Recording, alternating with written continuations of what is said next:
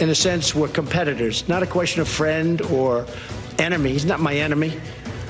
And hopefully someday, maybe he'll be a friend. It could happen. Donald Trump may be optimistic about his meeting with potential BFF Vladimir Putin, but in light of the Justice Department's indictments of 12 Russian intelligence officers, there are growing calls from Democrats and one GOP Senator, John McCain, for the White House to call off tomorrow's summit.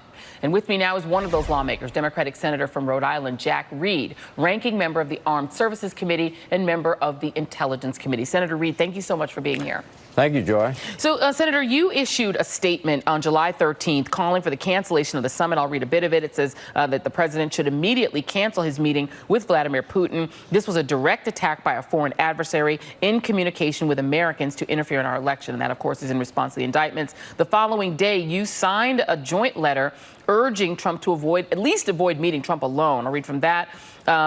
If you insist on meeting with Russian President Vladimir Putin in Helsinki, Finland on Monday, we write to urge you that you include senior members of your team and not meet one-on-one with Mr. Putin. We hope that you will use the opportunity of a meeting with Mr. Putin to advance a well-coordinated U.S. message supported by senior leaders in your own administration to hold Russia accountable for its unacceptable behavior. It was signed by yourself, Mark Warner, Chuck Schumer, the Democratic leader, yourself, Bob Menendez, Dick Durbin, and others, Dianne Feinstein, etc., Sherrod Brown, Patrick Leahy.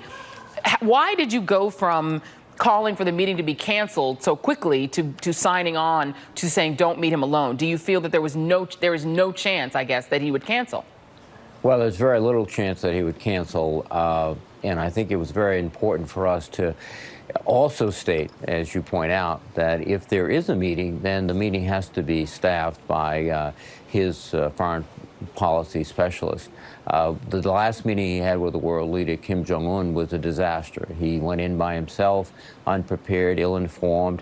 He gave up our military exercises with the South Koreans.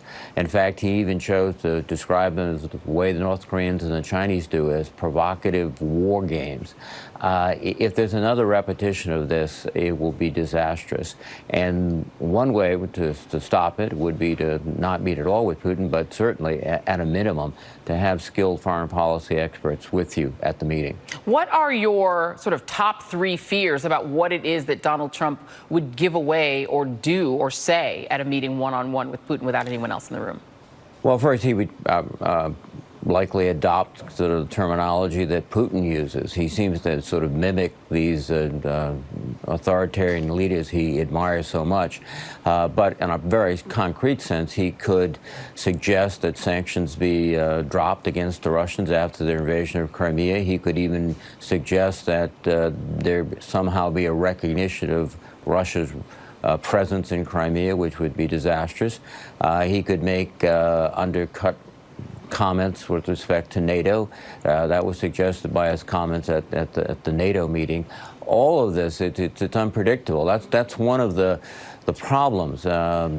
Most of his predecessors, presidents of both parties, have gone into meetings with Russian leaders with a very, very well-established agenda, staffed, ready to go. There were really very little surprises. It was just confirming with the principles what had been established through extensive negotiations. Here, it's just off the cuff, sort of see what happens. That's not good diplomacy. And I guess what the American people would then wonder is, to what extent could Congress, could the United States Senate stop Donald Trump from doing the three things that you just listed: reversing sanctions on Russia, allowing for the recognition of Russia's hold on Crimea, and pulling the U.S. back from NATO? Could Congress stop him from doing that? Well, we could try to, but yeah, the damage would be, I think, significantly done if the President of the United States has made these statements. But we would, and I think it would be done on a bipartisan basis. We've passed legislation with respect to Russian behavior on a strong bipartisan basis, 98-2. Just last week, my resolution with respect to supporting NATO was passed with 97-2, very strong bipartisan support. So the president's comments do not really reflect the widespread beliefs of my colleagues on both sides of the aisle, and I believe the American people, not only with respect to NATO, but also with respect to Russia. And it's particularly difficult at this moment since the report of the confirmation of what we knew, what our intelligence people knew, the attack on our democracy by Russia directed by Putin. So he's going to be sitting across the table with someone that has decided and continues to act in a way that is destructive to American democracy. And unless he calls him out on that very strongly and unequivocally, then I think not only has he missed the meeting, but I think Putin will walk away stronger.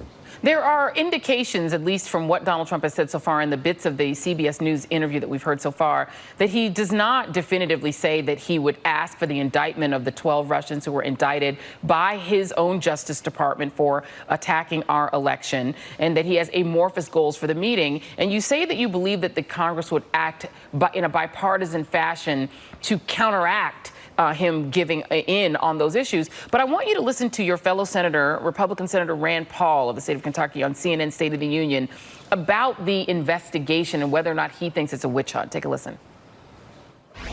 Do you think President Trump should ask for the extradition when they meet tomorrow? I think it'd be a moot point. I don't think Russia's sending anyone back over here for trial, the same way we wouldn't send anybody over there for trial. He's not going to admit that he did it, and we can't take with on face value anything they tell us. We have to assume, and if we have proof that they did it, which it sounds like we did, we should now spend our time protecting ourselves instead of sort of having this witch hunt on the president. Senator, can you understand why many Americans have a lack of confidence in your counterparts in the Republican Party, that they would join Democrats in trying to counteract the president taking the Putin line on things like NATO, Crimea, and on these indicted Russians when they're talking on television like Rand Paul is? Well, it's not just my colleagues. It's more importantly the president. The president has refused to accept the conclusion of his own intelligence community that Russia did attack us in 2016, that, in fact, they continue to attack us. Just this week, National Intelligence Director Coates came out with a very, very stern warning about Russian activities that continue today. So it's not just some of my colleagues, and in fact, I don't think the majority of my Republican colleagues, but some that dispute this issue. It's the president himself. I can recall months ago asking the FBI director if the president has ordered a all-out comprehensive approach to constrict and confront the Russians, and the answer was no.